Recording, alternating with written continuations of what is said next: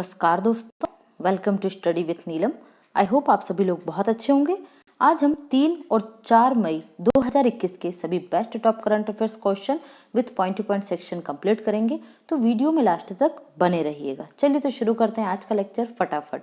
पहला क्वेश्चन है हमारा, हाल ही में नई दिल्ली में अमेरिकी दूतावास में अंतरिम चार्ज डी अफेयर्स किसे नियुक्त किया गया है? ओके, तो यहाँ हमारा राइट आंसर होगा, right answer is A, Daniel Smith. अब देखिए, यहाँ बात हो रही है, हम लोग जनरली पढ़ते हैं कि अमेरिकी दूतावास है तो कौन होता है वहाँ पर, या तो उच्चायुक्त होगा अगर वो क्या है, कॉमनवेल्थ कंट्रीज नहीं है। अगर कॉमनवेल्थ कंट्रीज है तो जैसे राजदूत होगा, ठीक है, दूतावास में जो रहते हैं।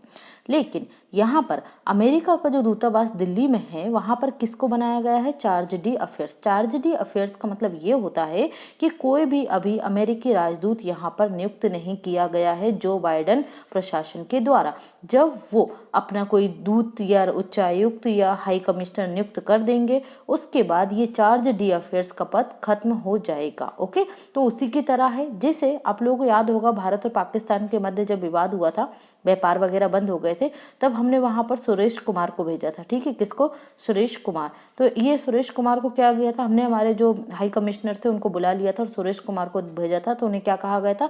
Charge D affairs. मतलब वो काम चलाते हैं, लेकिन हम हमारा जो मेन अधिकारी होता है भारत सरकार का, उसको वहां से हटा लेते हैं। ओके, तो ये आप याद रखेंगे।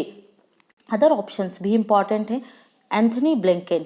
एंथनी ब्लिंकेन कौन है? तो ये हैं अमेरिका के विदेश मंत्री। Lloyd Austin. लॉयड ऑस्टिन कौन है? तो ये हैं अमेरिका के पहले आश्वेत रक्षा मंत्री। कौन है लॉयड ऑस्टिन? अमेरिका के पहले आश्वेत आपके रक्षा मंत्री। ओके। क्रिस्टिन वर्मथ। तो क्रिस्टिन वर्मथ अमेरिकी सेना की प्रथम महिला सचिव बनी है। क्रिस्टिन वर्मथ अमेरिकी सेना की पहली महिला सचिव। क्लियर है? तो ये सभी पॉइंट आप याद रखेंगे। नेक्स्ट है, हाल ही में निम्न में से किस राज्य के द्वारा अस्पतालों में ऑक्सीजन की बर्बादी को रोकने के लिए ऑक्सीजन नर्सों की नियुक्ति करने का फैसला लिया गया है? तो यहाँ हमारा राइट आंसर होगा, right answer is D, Maharashtra. Maharashtra में आप देख रहे हैं सबसे ज्यादा केसेस हैं, सबसे ज्यादा केसेस बढ़ते भी जा रहे हैं वहां पर। और ऑक्सीजन की बर्बादी मतलब किसी मरीज को, किसी पेशेंट को, कोविड पेशेंट को जितनी जरूरत है उतनी ही ऑक्सीजन दी जाए, अननेसेसरी ना दी जाए। और उसका कहीं भी मिसयूज हो रहा है या वो खराब हो रही है जहां उसका यूज नहीं है, तो उसको रोका जाए। ओके, तो इसके लिए महाराष्ट्र सरकार ने किसकी नियुक्ति की है? ऑक्सीजन नर्सों की। जहां पर मरीज को ऑक्सीजन लगेगी वो वहीं पर तैनात रहेंगी, जिससे क्या होगा, ऑक्सीजन की बर्बादी को रोका जा सकेगा। ओके, अदर ऑप्शंस देख लेते हैं। हरियाणा। हरियाणा में क्या है? कोविड आपातकालीन ऋण योजना प्रारंभ की गई है। कोविड आपातकालीन ऋण योजना। उत्तर प्रदेश। उत्तर प्रदेश को हाल ही में क्या मिला है? ई पंचायत पुरस्कार मिला है, तो ये भी आप याद रखेंगे। और मध्य प्रदेश सरकार के द्वारा क्या प्रारंभ की गई है? कोरोना वॉरियर्स योजना प्रारंभ की गई है, जिसमें क्या होगा, जो स्वास्थ्य कर्मी हैं अगर उनकी कोविड-19 की ड्यूटी के दौरान मृत्यु होती है कोविड-19 से, तो उनके परिवार को 50 लाख रुपए तक का बीमा कवर प्रदान किया जाएगा। ओके, ये आर्थिक सहायता दी जाएगी। बात आई है महाराष्ट्र की, तो देख लेते हैं। ये रहा मैप में महाराष्ट्र। राजधानी क्या है इसकी? मुंबई है। मुख्यमंत्री उद्धव ठाकरे है। राज्यपाल है भगत सिंह कोश्यारी। ओके, मुख्य न्यायाधीश कौन है महाराष्ट्र के? तो ये हैं दीपांकर दत्त। जवाहरलाल नेहरू बंदरगाह बहुत ज्यादा पूछा जाता है, याद रखिएगा। कहाँ पर मिलेगा आपको? महाराष्ट्र में मिलेगा। अजंता, एलोरा और एलिफेंटा की गुफाएं, ये भी आपको महाराष्ट्र राज्य में मिलेगी। तारापुर न्यूक्लियर पावर प्लांट, ये सबसे पुराना न्यूक्लियर पावर प्लांट है, और कहाँ मिलेगा आपको? महाराष्ट्र में। महाराष्ट्र सरकार के द्वारा कुछ इंपॉर्टेंट अभी योजनाएं बनाई गई जो हम एक एक करके देखेंगे। तो महासमृद्धि महिला सशक्तिकरण योजना। देश की पहली अंडर सी सुरंग कहाँ बनाई जा रही है? तो ये मुंबई में बनाई जा रही है। टाटा ट्रस्ट द्वारा जारी जस्टिस इंडिया रिपोर्ट में न्याय देने वाले राज्यों में पहले स्थान पर कौन रहा? महाराष्ट्र रहा है। महाराष्ट्र के गोरेवाड़ा चिड़ियाघर का नाम बदलकर बाला साहब ठाकरे चिड़ियाघर कर दिया गया है। महाशरद योजना में दिव्यांग जनों को सहायक उपकरण वितरित किए गए हैं। महाराष्ट्र भूषण पुरस्कार 2020 से आशा भोसले को सम्मानित किया गया है। महाराष्ट्र की 50वीं वाइल्ड लाइफ सेंचुरी हाल ही में कौन सी बनी है? तो ये महाराष्ट्र के चंद्रपुर जिले में है, कन्हार गांव वाइल्ड लाइफ सेंचुरी। क्लियर है? तो ये सभी करंट के पॉइंट हैं, याद रखेंगे। नेक्स्ट देखते हैं। हाल ही में the tale of the horse a history of India on horseback नामक पुस्तक किसने लिखी है? तो यहाँ हमारा राइट आंसर होगा, right answer is B, C क्या है, Yashwini Chandra. Right answer is C, Yashwini Chandra के द्वारा ये बुक लिखी गई है। ओके, अदर ऑप्शंस देख लेते हैं। तो सुशील चंद्रा, आपको पता ही ये हमारे चीफ इलेक्शन कमिश्नर बने हैं, किस क्रम के, 24वें क्रम के बने हैं। जेके रोलिंग ये हैरी पॉटर जो मूवी है उसकी राइटर है, और इनकी बुक अभी कौन सी आई थी, क्रिसमस पिग। ओके, उसे भी याद रखेंगे आप, क्रिसमस पिग किसकी बुक थी, जेके रोलिंग की। इंदिरा नूई ये पेप्सिको की सीईओ थी, इनकी बुक कौन सी थी, my life in full work, family and our future. Okay, तो इनकी बुक को भी आप याद रखिएगा।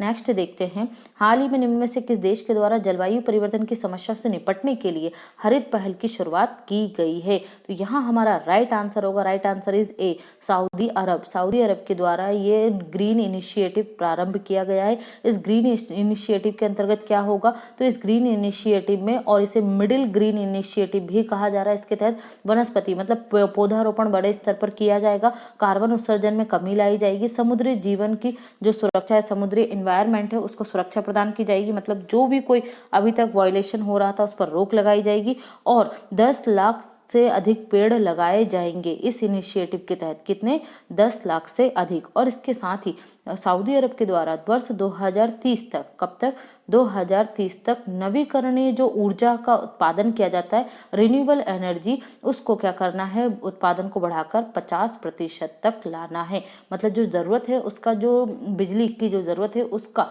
कुल का कितना, 50% किससे उत्पादित करने का लक्ष्य रखा गया, रिन्यूएबल एनर्जी के सोर्सेज से।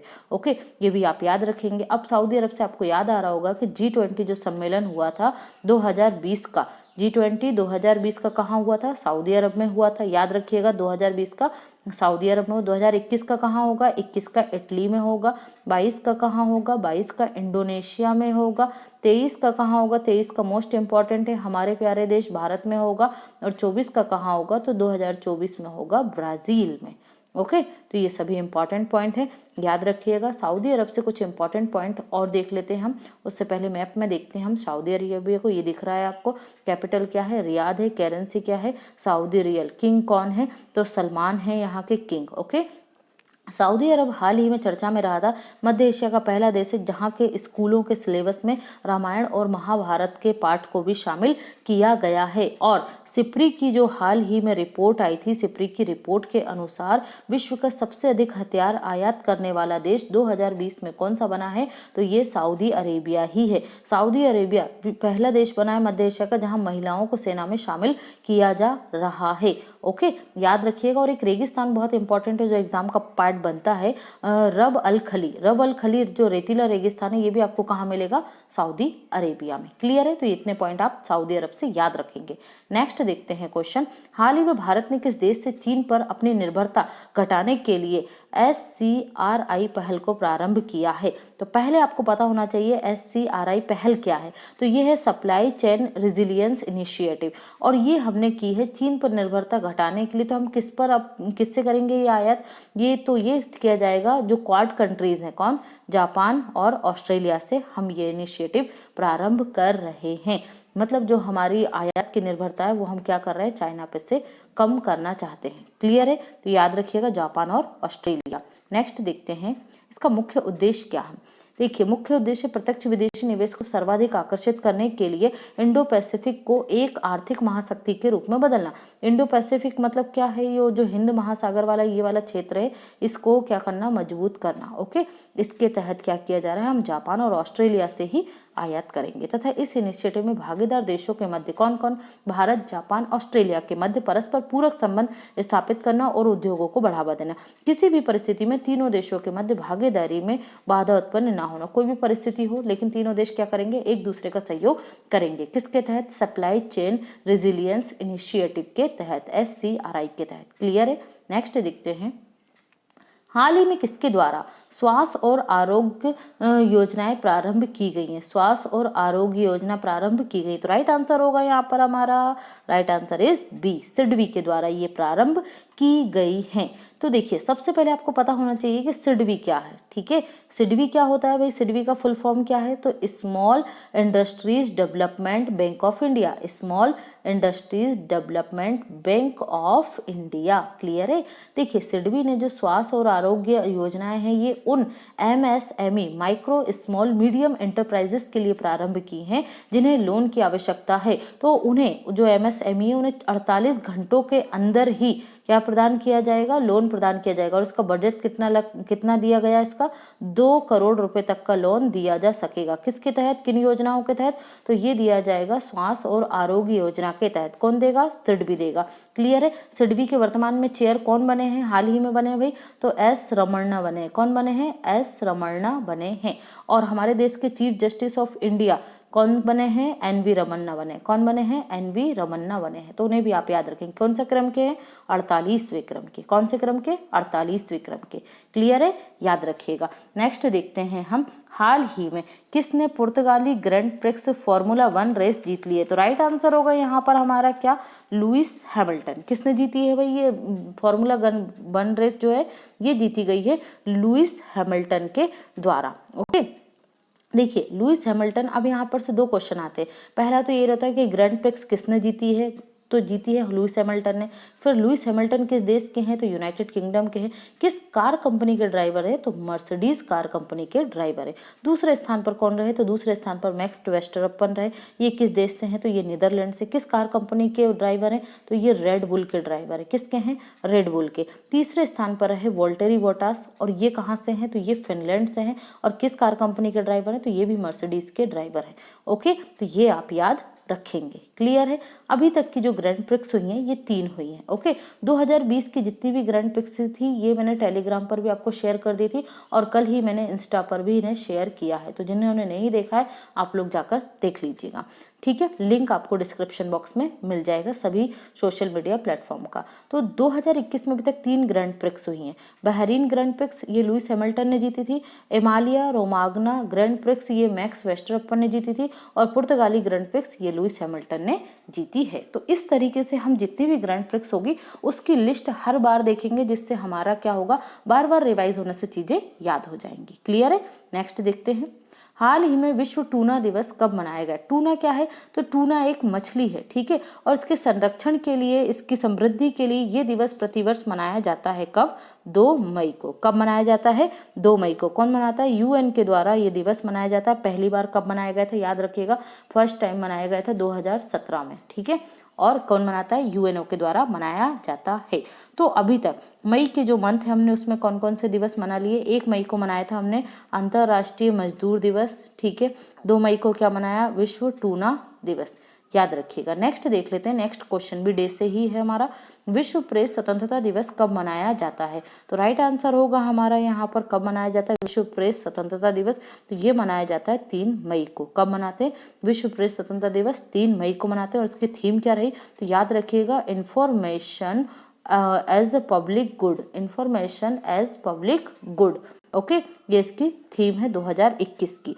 और अब आपको यहाँ से याद आना चाहिए world press freedom index, world press freedom index ये अभी जारी हुआ है 2020 का। इस वर्ल्ड प्रेस फ्रीडम इंडेक्स में भारत की रैंक क्या रही, तो भारत की रैंक याद रखिएगा 42 रही है ऑल ओवर दी वर्ल्ड में। और टॉप पर कौन रहा है, तो टॉप पर रहा है नॉर्वे। ओके, कब आई है, 2021-20 के आंकड़ों के आधार पर 21 की रिपोर्ट आ चुकी है। तो ये भी आप याद रखेंगे। तो मई में 3 डे हो गए हमारे। विश्व मजदूर दिवस मनाया गया, 2 मई को क्या मनाया गया, विश्व टूना जागरूकता दिवस मनाया गया।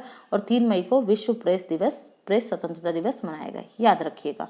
नेक्स्ट देखते हैं, हाल ही में निम्न में से किसने पोर्से टेनिस ग्रैंड प्रिक्स 2021 का खिताब जीत लिया है। तो ये टेनिस की ग्रैंड प्रिक्स होती है, ओके, और वो कार रेस की होती है, तो कंफ्यूज मत होइएगा। तो 2021 की जो टेनिस पोर्से ग्रैंड प्रिक्स है ये किसने जीत ली है, एस्ले बार्टी ने। किसने जीती है, एस्ले बार्टी ने। एस्ले बार्टी कहाँ की टेनिस खिलाड़ी है भाई, तो ये हैं ऑस्ट्रेलिया की टेनिस खिलाड़ी। कहाँ की है, ऑस्ट्रेलिया की टेनिस खिलाड़ी। ये प्रतियोगिता जो है पोर्से टेनिस ग्रैंड प्रिक्स कहाँ आयोजित हुई, तो ये जर्मनी के स्टुअर्टगार्ड में आयोजित हुई थी। कहाँ पर? जर्मनी के स्टुअर्टगार्ड में। जर्मनी की चांसलर कौन है? एंजेला मार्केल है। ओके, याद रखिएगा क्योंकि जर्मनी भी हमारी कोविड-19 में हेल्प कर रहा है, इसलिए हमें पता होना चाहिए। तो जो एस्ले बार्टी हैं, इन्होंने जो सिंगल टाइटल था उसको जीत लिया है और सिंगल टाइटल जीतने वाली पोर्से टेनिस ग्रैंड प्रिक्स की ये पहली ऑस्ट्रेलियाई खिलाड़ी हैं। ओके, याद रखिएगा, एक बार फिर से सुन लीजिए, सिंगल टाइटल जीतने वाली पहली ऑस्ट्रेलियाई खिलाड़ी हैं। किसका? पोर्से टेनिस ग्रैंड प्रिक्स का। कौन? Ashleigh Barty. सिंगल जीतने के बाद इन्होंने डबल टाइटल भी जीत लिया है। किसने? एस्ले बार्टी ने। ओके, क्लियर है, याद रखिएगा। सेरेना विलियम्स ये अमेरिका की टेनिस खिलाड़ी हैं। सानिया मिर्जा को तो आप जानते हैं इंडियन है। और नाओमी ओसाका चर्चा में थी, क्यों?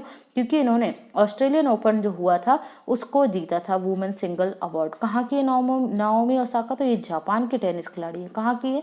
जापान की नाओमी ओसाका। और ऑस्ट्रेलियन ओपन का जो मेन सिंगल का खिताब था वो किसने जीता था? नोवाक जोकोविच ने जीता था। और नोवाक जोकोविच किस देश से हैं? सर्बिया के हैं। कहाँ से हैं? सर्बिया से। तो ये भी आप याद रखेंगे। अब हम देखते हैं point two point section. Point two point section में हमारा पहला पॉइंट है, हाल ही में भारतीय नौसेना ने भारत में ऑक्सीजन से भरे कंटेनर की शिपमेंट के लिए ऑपरेशन समुद्र सेतु द्वितीय प्रारंभ किया है। भारत के पहले सौर अंतरिक्ष मिशन से प्राप्त होने वाले आंकड़ों को सुलभ बनाने के लिए कम्युनिटी सर्विस सेंटर की स्थापना कहाँ की गई है? उत्तराखंड में की गई है। कहाँ, किससे प्राप्त हो गया? हमें ये अंतरिक्ष मिशन का नाम क्या है पता होना चाहिए।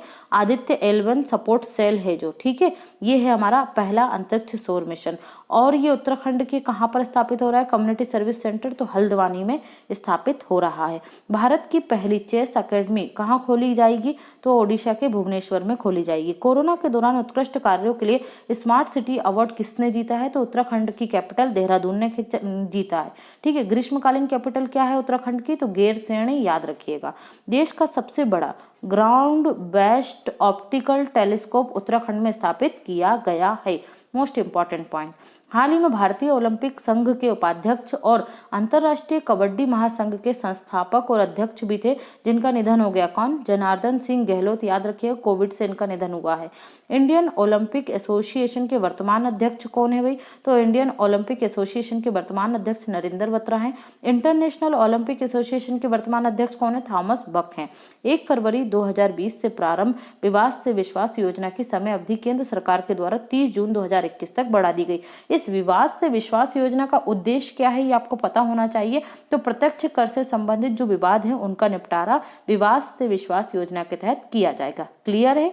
नेक्स्ट देखते हैं, यूरोपीय देश पोलैंड के द्वारा 2049 तक कोयला उत्पादन बंद करने की घोषणा की गई है। इसका उद्देश्य क्या है? क्यों कर रहे हैं कोयला उत्पादन बंद? ताकि जलवायु परिवर्तन की समस्या से पोलैंड निपट सके, इसलिए ये घोषणा की गई है। कोयला उद्योगों के साथ पोलैंड की सरकार द्वारा समझौता किया गया है कि जलवायु जो है उनकी जो जरूरत है, ठीक है, इससे क्या हो रहा है, जरूरत है तो पूरी हो रही है लेकिन एनवायरनमेंट को बहुत ज्यादा क्षति हो रही है, इसलिए पोलैंड ने ये योजना बनाई है। जो पोलैंड है इसकी 70% जो ऊर्जा की जरूरत होती है वो कोयले पर निर्भर करती है। किस पर? कोयले पर। अब इन्होंने ये बोल दिया है कि ये बंद कर देंगे, ठीक है, लेकिन फिर भी अब इन्होंने ये लक्ष्य रखा है कि 2040 तक ये जो निर्भरता है 70%, इसको किस स्तर तक लाएंगे? 11% के स्तर तक लेकर आएंगे, जिससे जलवायु परिवर्तन के जो लक्ष्य है उनको तेजी से प्राप्त कर सकें। ओके, याद रखिएगा। पोलैंड से जुड़ा हुआ एक और पॉइंट आप लोग अच्छे से सुनिएगा। यहाँ पर विश्व की पहली वर्षा मम्मी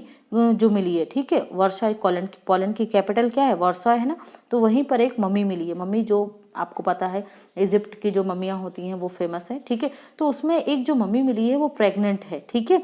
तो ये 1826 में पोलैंड के जो विश्वविद्यालय था वर्सॉय विश्वविद्यालय, उसको 1826 में क्या कर दी गई थी? दान दे दी गई थी। और अभी भी उस पर रिसर्च हुई है तो पता चला है कि वो मम्मी जो थी वो क्या थी? प्रेग्नेंट थी, जिसे एक पुजारी की कब्र के साथ दफन किया गया था। ओके, याद रखिएगा। तो पोलैंड की कैपिटल क्या है भाई? बार बार बता रही हूँ, वॉर्सॉ है। करेंसी क्या है पोलैंड की? पॉलिश जलूटी है। और प्रेसिडेंट कौन है? एंड्रेस डूडा है। कौन है? एंड्रेस डूडा है, ठीक है, याद रखिएगा। नेक्स्ट देख लेते हैं पॉइंट, हाल ही में आरबीआई के चौथे डिप्टी गवर्नर कौन बने हैं? टी रविशंकर बने। कौन बने हैं? टी रविशंकर बने हैं। तो तीन और कौन से हैं? क्योंकि आरबीआई में क्या होता है? एक गवर्नर होता है। कौन है? शक्तिकांत दास। किस क्रम के? 25वें क्रम के। और 4 क्या होते हैं? Deputy governor. तो एक तो अभी नियुक्त हुए हैं टी रविशंकर, बाकी 3 कौन से हैं? तो पहले हैं एम राजेश्वर राव, दूसरे हैं एमडी महापात्रा, ठीक है, और चौथे हैं आपके महेश कुमार जैन, तो इन्हें भी आप याद रखेंगे। महिंद्रा ग्रुप के चेयरमैन आनंद महिंद्रा ने ऑक्सीजन ऑन व्हील्स पहल को प्रारंभ किया है। ऑक्सीजन के परिवहन को आसान बनाने के लिए यह योजना कहाँ प्रारंभ की गई है? महाराष्ट्र में प्रारंभ की गई है।